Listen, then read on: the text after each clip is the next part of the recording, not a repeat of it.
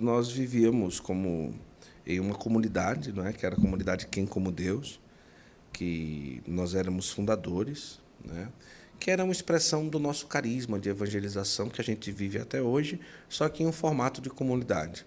E depois a gente continuou. Uma comunidade de vida. Vida e aliança.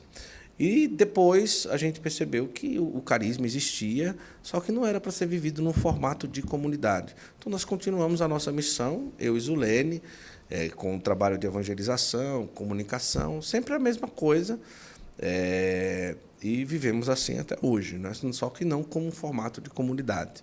Mas, na época, nós vivíamos. Então, ele esteve no Crato, que é vizinho ao Juazeiro, para pregar o Retiro do Clero, na época. E eu já tinha escutado um trecho de uma pregação dele, que é uma das mais famosas, em que ele fala: vocês jovens, vocês são muito frouxos, vocês são frouxos, porque vocês, por qualquer coisa, deixam as coisas de Nosso Senhor. E ele falava do temor dele, não é? Que me identificou. A experiência com 15 anos que ele teve identificou com a minha de 14, em que ele entrou num pensamento interior de pensar: meu Deus, que eu não passe a minha vida sem gastar a minha própria vida numa causa que possa valer a pena. Então, esse temor com 15 anos de passar a vida numa causa que não valesse a pena foi o mesmo temor que eu tive com 14 anos.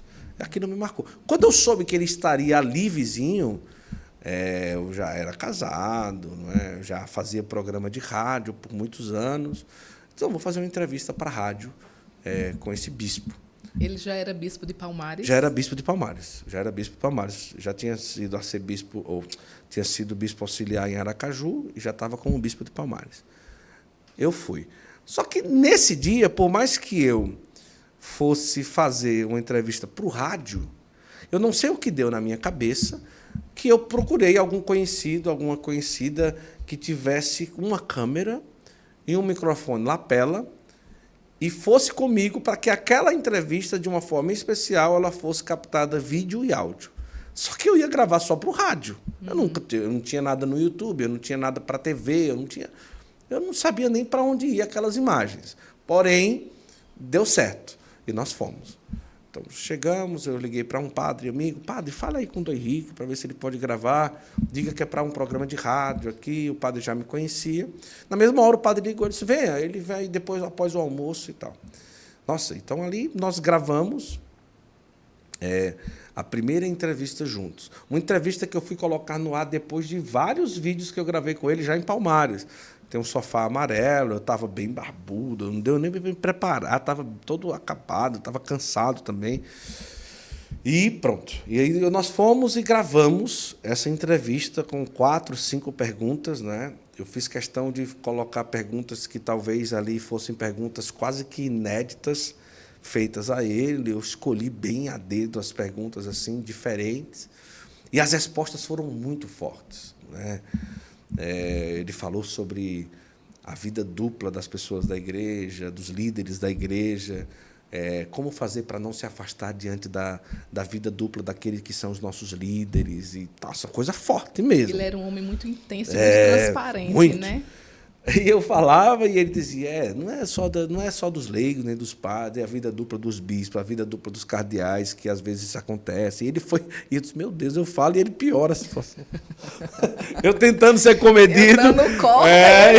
Mas ele falava ao mesmo tempo com muito amor. Isso existe, né? Isso é realidade. Aí a resposta dele depois é que foi indo. Quando terminou a entrevista, aí pronto, aí ele disse: quem é você? Eu disse: não, eu sou o Guto e tal. Estou na comunidade, tudo, sou casado, tudo, temos uma comunidade. E o que é que vocês fazem de bom? Né? Disse: não, Dom Henrique, é uma comunidade normal, a gente evangeliza, prega, canta, trabalha com comunicação, eu trabalho com rádio há um tempo, gosto, né, já trabalhei em televisão, e nessa parte de comunicação e tal. Ele disse: você não quer conhecer a minha diocese? Aí, quando ele fez essa pergunta, eu ri, né? Vou, qualquer dia eu apareço lá. Nessa época, você morava em Juazeiro? Em Juazeiro. No Crato, eu acho. Não sei, ali na região, né? E aí ele disse: sim, você vai, mas vai quando? Aí eu disse, não, Henrique, eu apareço lá. Ele, não tem negócio de apareço lá. Ele pegou o celular, aí olhou, você vai tal dia. Pode ser? Aí eu, mas é para ir mesmo assim? Ir? Ele, rapaz, eu tô falando sério e tal, não sei o quê. Aí eu disse, eu pensei que o senhor estava brincando. Aí ele olhou e disse, eu sou bispo. Você acha que eu vou brincar com essas coisas? Olha. Aí ali, com minhas pernas se tremeu daquele dia até o dia de ir para Palmares, né? Eu disse, meu Deus, o que é que esse bispo está querendo? Não sei o quê. E eu fui. Aí, na data que ele marcou, não deu para ir, a gente precisou remarcar até que nós fomos. E dali nós moramos 3 anos e meio na Diocese de Palmares. E ali nós começamos um trabalho de evangelização. Ele já tinha um trabalho muito forte no site. E aí nós criamos o YouTube, né? Junto com os seminaristas, depois criamos o Instagram, criamos uma plataforma de cursos que funcionou até pouco tempo, de EAD com o Dom Henrique. Nós gravamos 170 vídeos juntos. E toda manhã eu ia para a Cúria, montamos um estúdio na Cúria novo, para gravar, com equipamento novo, tudo bem direitinho. Compramos câmera na época para a diocese, para poder ficar usando. Montamos uma estrutura que servia para a diocese, que servia também para fazer as coisas dele. E ali Deus providenciou para mim um pai, não é? Um pai muito presente, muito cuidadoso, muito que me ajudou muito na disciplina, na busca de fazer as coisas com excelência, com cuidado, com organização. Então, eu posso dizer que se hoje eu tenho um pouco de disciplina, organização, capacidade de planejar qualquer coisa, sem ser um sanguíneo afobado, de fazer muita coisa, de pegar muita coisa ao mesmo tempo, que eu ainda acho que pego demais, é por causa de Dom Henrique. Ele sentava, um dia ele sentou com Zulene e disse, minha filha, vem cá. Eu disse, meu Deus, o que é que Dom Henrique vai conversar com Zulene? Meu Deus do céu. Na minha frente. Ele disse, por favor, dê um jeito no seu marido. Eu disse, meu Deus, o que é que eu fiz? Né? Eu disse, meu, que doidice, Dom Henrique. Aí ele disse, ele não presta. Esse menino é bom, esse menino tem dons, ele consegue fazer muita coisa, mas ele não presta, porque ele não tem foco. Nossa, eu queria ter um buraco ali para me enfiar, né? Esses bispos gostam de nós. Aí eu disse, meu Deus do céu. Isolene, tá bom, Dom Henrique, pode deixar, pode deixar. Aí ele olhou para mim, e essa frase até hoje é o que me acompanha. Ele disse, olha, quem muito abraça, pouco aperta. Ou seja, quanto mais você abraça muita coisa, o aperto vai ser fraco em tudo. E se você é fraco em tudo, você vai desfalecer em tudo. Então, escolha as coisas que você abraça e abrace com força, né? Então, depois dali, eu fui fazendo todo um processo, né, de entendimento que não foi fácil. Isso para ter efeito na minha vida, eu acredito que de uma forma mais forte foi depois do falecimento dele. Ali com ele eu já comecei a viver esse processo, mas não tão intenso como hoje, graças a Deus. Eu ainda preciso organizar, porque é natural que as coisas caem, chegam para a minha frente, e eu preciso ter muito discernimento para dizer, olha, isso aqui não é para mim, isso aqui não é para mim, isso aqui não é para mim, e dar outro jeito de tentar atender aquela demanda que não seja diretamente com o meu abraço, né? Diretamente. Você completou 2 anos do falecimento dele? Vai fazer agora 3 anos em julho. Ah. Em julho, dia 20 de julho, né, filho? É 18 de julho, eu acho. 18 de julho. E daí, Dom Henrique foi essa presença para nós, né? Então, nós nos encontrávamos praticamente todas as manhãs, nós gravávamos muito vídeo, áudio. Agora, nada do que a gente gravou se compara ao que nós vivemos fora das câmeras. Daquilo que ele conversava, daquilo que ele ensinava, daquilo que ele direcionava. Foi realmente um pai. Quando ele faleceu para mim, foi a perca de um pai, literalmente, né? Mas que eu tenho certeza, porque eu já vivi coisas extraordinárias depois da morte de Dom Henrique, de uma presença direta ligada à intercessão dele, à presença dele como pai, que eu não posso contar, são situações mesmo muito fortes, e que eu tenho certeza que lá no céu, 10 vezes mais, não só por mim, mas pela igreja, ele tem feito, e é isso que consola o coração ao lembrar, é por isso que eu conservo sempre um quadro no cenário do Santo Flow, está aí, porque tudo isso que nós estamos vivendo hoje só está acontecendo, com certeza, pela intercessão de Dom Henrique, que tem ajudado muito na nossa missão. Ele é sempre uma presença até hoje. Tem impulsionado ainda mais, né? Com certeza. Guto, e a comunidade, como ficou nesse período? Você falou que vocês mudaram para Palmares. Nesse período, a comunidade ainda existia? Mudou para lá? Como Mudou para lá. Não, mudou. A fundação foi para lá, que éramos nós. Casa-mãe foi para lá. Nós recebemos reconhecimento diocesano, aprovação dos estatutos, eleição canônica, casa incomodado por 40 anos, tudo.